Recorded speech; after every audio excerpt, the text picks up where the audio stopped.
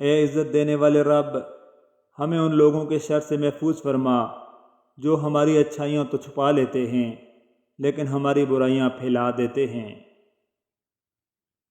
دنیا کا سب سے مہنگا لباس انسانیت کا ہے، جس کی قیمت احساس اور رحم دلی ہے، اور پہننے والا دنیا کا سب سے امیر انسان کہلاتا ہے۔ آنکھ دنیا کی ہر چیز دیکھتی ہے، مگر جب آنکھ کے اندر کچھ چلا جائے تو اسے دیکھ نہیں پاتی۔ بالکل اسی طرح انسان دوسروں کے عیب تو دیکھتا ہے، پر اس کے اپنے عیب نظر نہیں آتے۔ زیادتی اتنی ہی کرو جتنی خود پہ آئے تو جھیل سکو، اور صبر اتنا ہی سمیٹو جتنا خدا کا عذاب برداشت کرنے کی طاقت رکھتے ہو، کیونکہ صبر کرنے والے کا معاملہ اللہ رب العزت کا معاملہ بن جاتا ہے۔ غلطی ماننے اور گناہ چھوڑنے میں کبھی دیر مت کرنا، کیونکہ سفر جتنا طویل ہوگا واپسی اتنی ہی دشوار ہوگی۔ حضرت علی رضی اللہ تعالیٰ عنہ فرماتے ہیں، امکان پیدا ہونے سے پہلے کام میں جلد بازی کرنا اور موقع آنے پر دیر کرنا دونوں حماقت میں داخل ہیں۔ ارشاد باری تعالیٰ ہے، شیطان تمہیں مفلسی سے ڈراتا ہے اور تمہیں بے حیائی کا حکم دیتا ہے، اور اللہ تم سے اپنی مغفرت اور فضل کا وعدہ کرتا ہے۔ اللہ بڑی وسعت والا، ہر بات جاننے والا ہے۔ حضرت علی فرماتے ہیں، یہ دل بھی اسی طرح تھکتے ہیں جس طرح بدن تھکتے ہیں، لہذا جب ایسا ہو تو ان کے لیے لطیف و حکیمانہ جملے تلاش کرو۔ جو شخص قرآن کریم پڑھے اور اس پر عمل کرے، اس کے والدین کو قیامت کے دن ایک تاج پہنایا جائے گا جس کی روشنی آفتاب کی روشنی سے زیادہ ہوگی۔ کتنے ہی لوگ ایسے ہیں جنہیں نعمتیں دے کر رفتہ رفتہ عذاب کا مستحق بنایا جاتا ہے، اور کتنے ہی لوگ ایسے ہیں جو اللہ کی پردہ پوشی سے دھوکہ کھائے ہوئے ہیں اور اپنے بارے میں اچھے الفاظ سن کر فریب میں پڑ جاتے ہیں، اور مہلت دینے سے زیادہ اللہ کی جانب سے بڑی آزمائش کوئی نہیں۔ جو لوگ اپنی دنیا سنوارنے کے لیے دین سے ہاتھ اٹھا لیتے ہیں تو خدا اس دنیاوی فائدے سے کہیں زیادہ ان کے لیے نقصان کی صورتیں پیدا کر دیتا ہے۔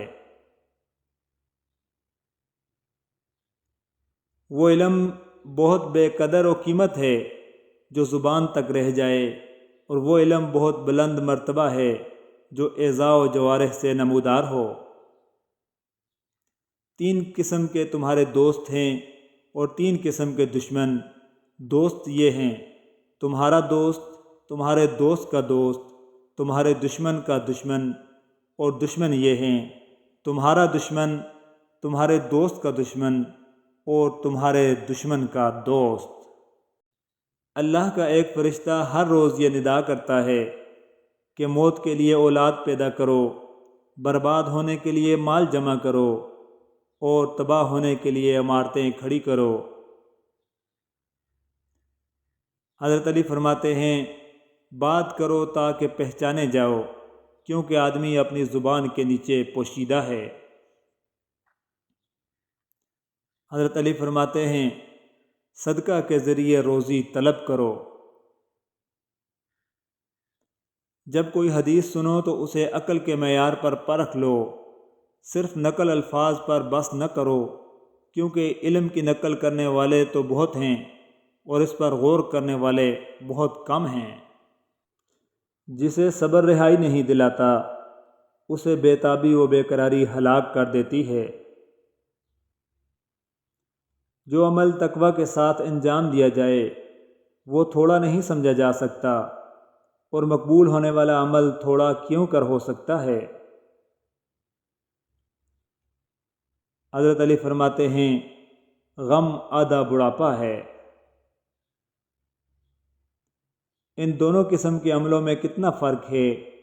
ایک وہ عمل جس کی لذت مٹ جائے لیکن اس کا وبال رہ جائے، اور ایک وہ جس کی سختی ختم ہو جائے لیکن اس کا اجر و ثواب باقی رہے۔ ہم اہل بیت ہی وہ نقطہ اعتدال ہیں کہ پیچھے رہ جانے والے کو آ کر اس سے ملنا ہے، اور آگے بڑھ جانے والے کو اس کی طرف پلٹ کر آنا ہے۔ کوئی کہتا ہے دنیا پیار سے چلتی ہے، کوئی کہتا ہے دنیا دوستی سے چلتی ہے۔ جب آزمایا تو پتہ چلا دنیا صرف مطلب سے چلتی ہے۔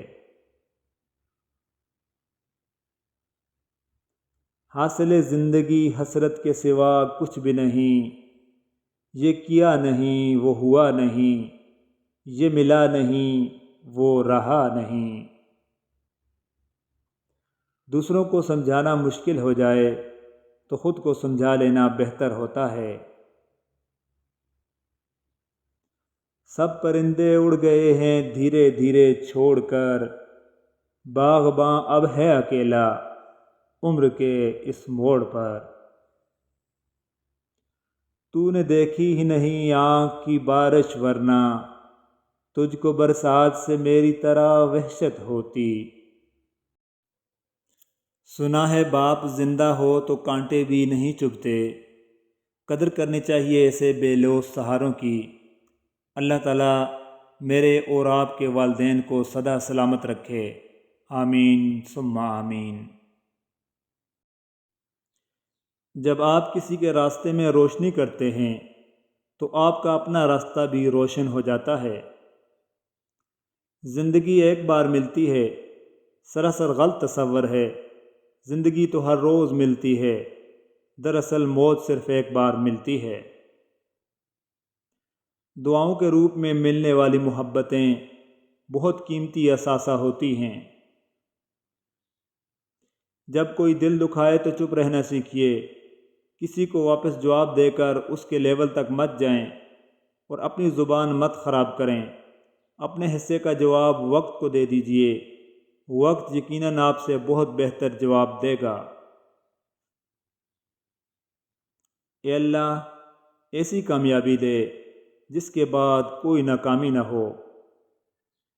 زندگی میں سب سے زیادہ مطمئن وہ لوگ ہیں جو اپنے معاملات اللہ کے سپرد کرنے کے عادی ہیں۔